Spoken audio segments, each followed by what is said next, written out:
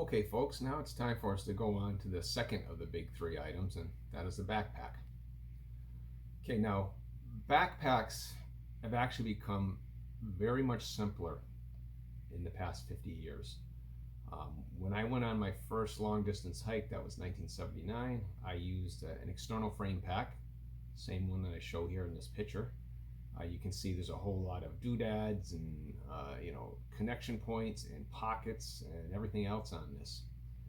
And as time went on, internal frame backpacks became popular. So here's an example of the internal frame backpack. It's a backpack I actually used around 2005 time frame.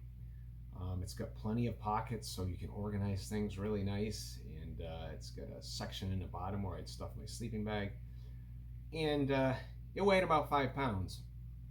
So if you remember, I said the big three should come in under 8 pounds. Well, if the backpack's 5 pounds, it's kind of hard to get the total under 8 pounds, never mind under 6 pounds.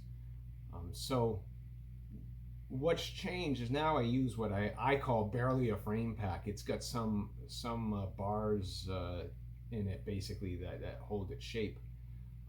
I use the Z-Pac's Arc Blast 55 liter. It's a very simple backpack, like it's shown here.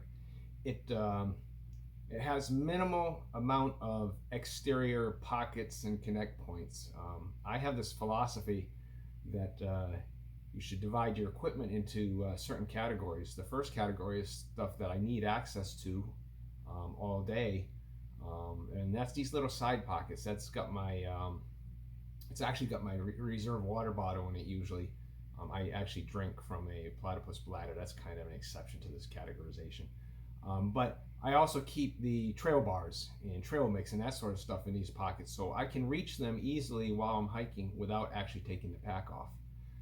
Then the next category are things that I need immediate access to when I need them, but I can put up with taking off the backpack. So the things like I have there in this back mesh, they're things like a rain suit. You can imagine that starts raining, take off your pack, grab the rain suit, put it on. My water filter goes in there, and that's a later video. I'll talk about why the water filter's in there. Toilet paper's in there. I don't need to go into any more depth on that. And things like bug spray and sunblock and a bug net. That's about all I keep in that back mesh. These are things that, yeah, I don't need them constantly, but when I do need them, I don't want to go rummaging through my pack to get them. Now, well, let's go on, and then I'll talk about stuff I need immediately at camp. Is basically attached to the outside, and about the only thing there that I need immediately is my tent. In case I arrive at a camp and it's threatening rain, I want to be able to set up my tent, and I want to be able to do it without having to open up the backpack and move other stuff out of the way. I used to keep this at the bottom of the interior part of my backpack, and not only did it take up a lot of room, I had this wasted connectors in the back. These are the little rope things that you see on either side there that hold the tent in place. And then finally, there's the stuff that I just use at camp, or excess, not excess food, but extra food that for future dates. So everything else goes inside. This hasn't opened up, so the little arrow on the D there is indicating that you open it up and you get inside. And there's also an internal liner in there. This pack is water resistant, but it is not waterproof. And that's true of almost all backpacks. You see when it's raining, a lot of backpackers have pack covers on.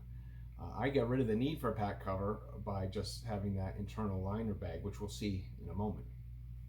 Okay, so this pack, you can see a little bit of the framework there. It's just staves, I guess they call them. And you arc it by pulling on the straps, and you arc it a certain amount. And what that does is it allows airflow between my back and the pack itself. So that way it's not, the pack is not pressing against my back. And this helps prevent a condition that I don't usually call it swamp butt, but I'll say that for purposes of this video. We'll say it avoids swamp butt.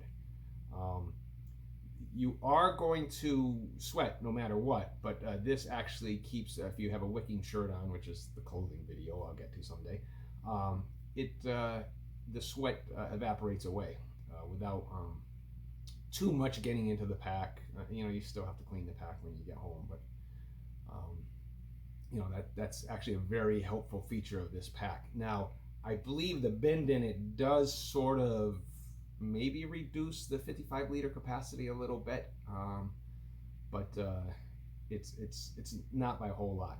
Now, the belt on this is interchangeable, and since I lost 40 pounds and went from a 38 size waist down to a 32 size waist, I've actually had to exchange or get a new belt and put a smaller belt on there, and that worked out pretty well. The tent, like I said, attaches to the outside, leaving me the full 55-liter capacity for other stuff, and you see where I have the tent down here. Okay, so I use this inner liner since, like I said, the pack itself is water resistant but not waterproof, and that inner liner can actually be used. I found a dual use for it, where if I got to a campsite that didn't have a bear box and there was a possibility of bear activity in the area, I could actually put all my food into this, close it up real tight, and hang it somewhere. Okay, so it gets rid of the need for the pack cover, and it can be used for hanging bear boxes. So that's really it for the backpack. Much shorter video, trying to keep them shorter. But the backpack technology has changed quite a bit. The weight, I forgot to mention, the weight of this backpack is under 2 pounds. So now we have a tent that's under 2 pounds and a backpack that's under 2 pounds. And in the next video, I'll go over the last of the big three, and that is my sleeping equipment.